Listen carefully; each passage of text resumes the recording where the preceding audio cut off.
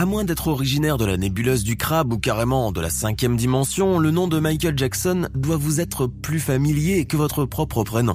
Le défunt roi de la pop est en effet si célèbre que vous êtes pratiquement sûr d'entendre des gens fredonner ses chansons même à l'autre bout du monde.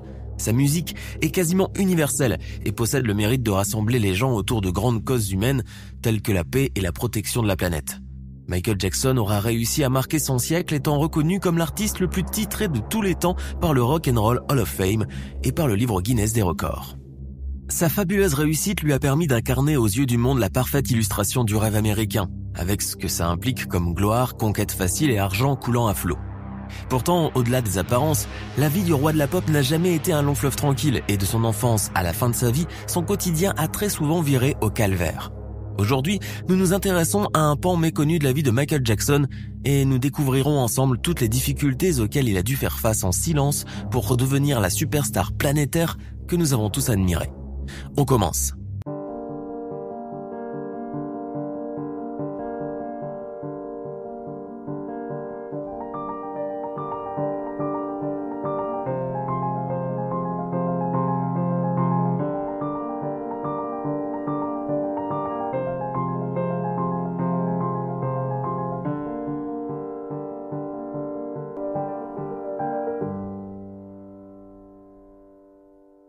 Le roi de la pop est né le 29 août 1958 à Gary, une petite ville de l'Indiana aux États-Unis, et il est le 7e des 9 enfants de Joseph Walter Jackson et Catherine Esther Scruggs.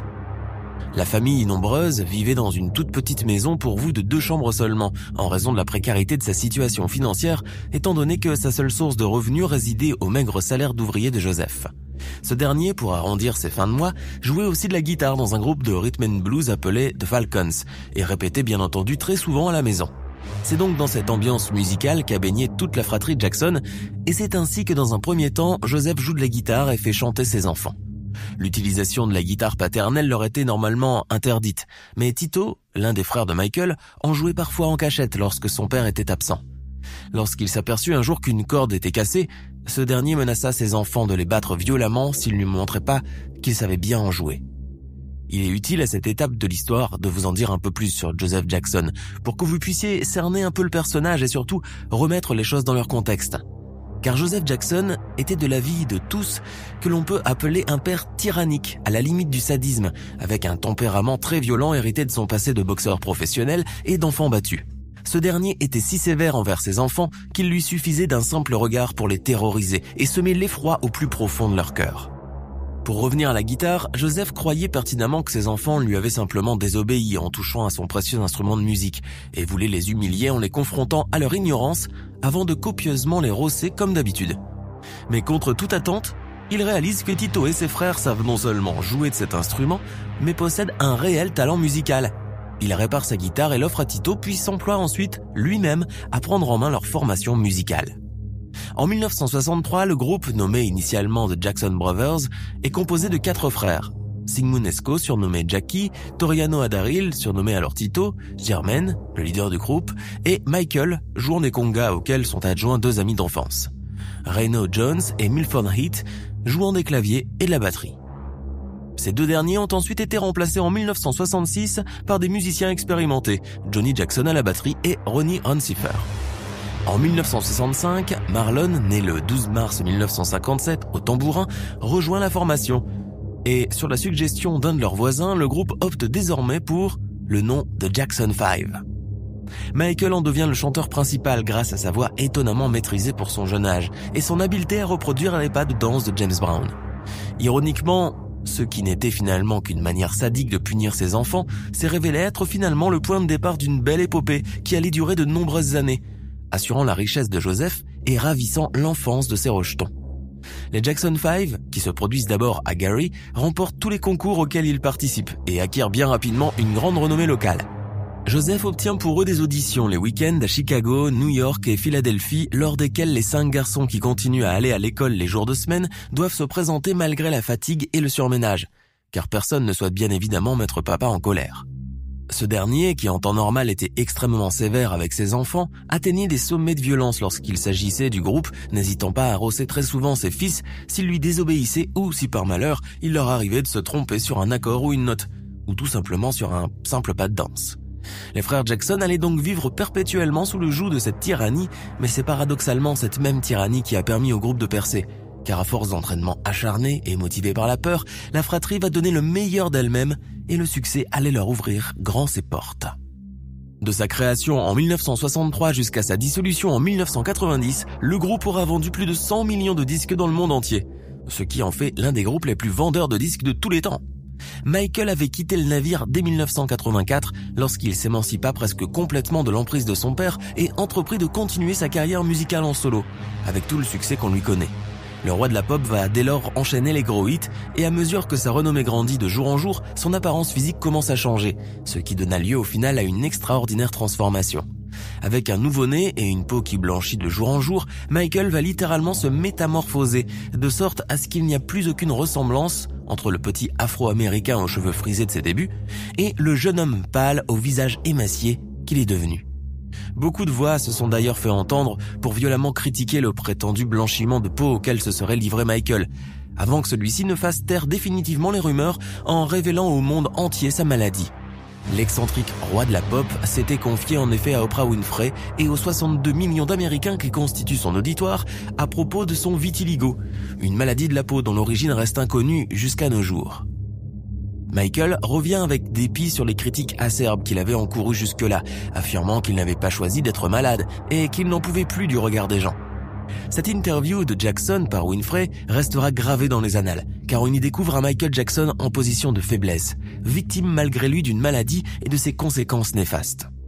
Quelques jours seulement après le passage de l'émission, un discours public sur le sujet du vitiligo sera lancé, afin de mettre la lumière sur cette maladie relativement inconnue. Et pour répondre à ceux qui lui reprochaient de ne pas faire honneur aux Afro-Américains, Jackson a déclaré publiquement qu'il était fier d'être noir, une bonne manière de leur clouer le bec. Le monde venait de découvrir une partie des souffrances qu'endurait la star, loin de l'image du lutin pétillant de joie sur scène. Il apprend ainsi que Michael Jackson est véritablement complexé par sa maladie de la peau, qu'il essaye de cacher du mieux qu'il peut avec des vêtements à manches longues et des pantalons longs. Dans le clip vidéo de Remember the Time, on peut ainsi clairement remarquer que tous les danseurs et acteurs, à l'exception de Jackson, sont légèrement vêtus. Le chanteur, lui, n'ose même plus porter de vêtements à motifs afin d'éviter au maximum d'attirer l'attention sur son trouble de la peau. Mais s'il voulait bien croire que l'éclaircissement de sa peau était dû au vitiligo, le grand public tenait toujours Michael responsable de s'être hideusement défiguré à coups de chirurgie esthétique, au point que son visage ne ressemble plus en rien à celui de l'adorable chérubin qui chantait ABC. Au fil du temps, la structure du visage de Jackson avait en effet visiblement changé et beaucoup de chirurgiens ont supposé qu'outre plusieurs rhinoplasties, il avait également subi un lifting du front, une chirurgie des pommettes ainsi qu'une altération des lèvres.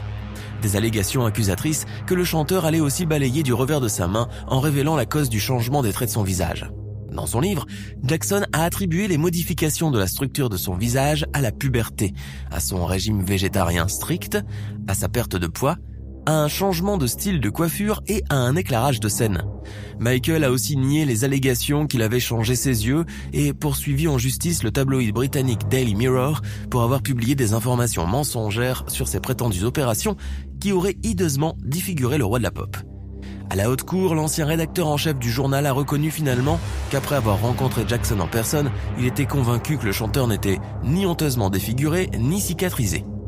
L'affaire s'est donc réglée à l'amiable et le tabloïd a émis un erratum afin de rectifier le tir. Mais le mal était fait et beaucoup de gens n'ont jamais changé leur vision des choses, croyant à tort que Michael n'était ni plus ni moins qu'une de ces stars excentriques et superficielles qui ont les moyens de changer de visage et qui le font. Pourtant, les proches du roi de la pop savaient pertinemment que ce n'était pas le cas, et si Michael est passé sous les bistouris, ce n'était sûrement pas pour embellir son visage, ni essayer de se transformer en homme blanc. Michael Jackson n'a en vérité subi qu'une simple rhinoplastie en 1979, après s'être cassé le nez lors d'une séance de répétition en dansant. L'opération n'a pas été un succès complet et Michael s'est plaint de difficultés respiratoires pouvant affecter sa carrière. Il a été référé au docteur Stephen Hufflin, qui a effectué sa deuxième rhinoplastie en 1981. Le nez du chanteur paraît donc beaucoup plus fin au niveau du dorsum nasal et des narines, qui ont été raccourcies sur la largeur. Cependant, sa sœur Latoya Jackson, à la réputation certes très sulfureuse, et qui avait elle-même subi une rhinoplastie, démentira les affirmations de Michael en affirmant que celui-ci était obnubilé par l'apparence de son nez et qu'il avait inventé ce prétexte pour justifier sa décision de subir une rhinoplastie. Ayant l'habitude de laver le linge sale de la famille Jackson en public, LaToya a ainsi expliqué que le King of Pop était réellement complexé par son nez, qui lui avait valu le surnom de Big Nose par son tyran de père durant son enfance. Ce colibé aurait d'ailleurs suivi Michael jusqu'à l'âge adulte, son père ayant continué à le maltraiter psychologiquement jusqu'à ce que la star puisse s'émanciper et voler de ses propres ailes.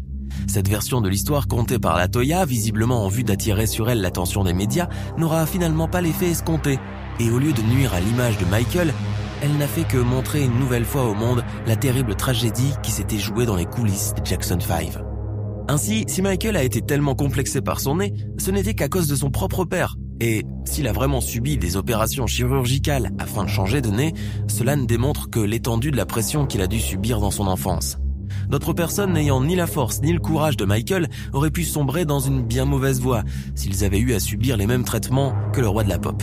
Mais au lieu de cela, Michael a pu avancer dans la vie et réussir l'exploit inimaginable de devenir le roi incontestable et indétrônable de la pop mondiale.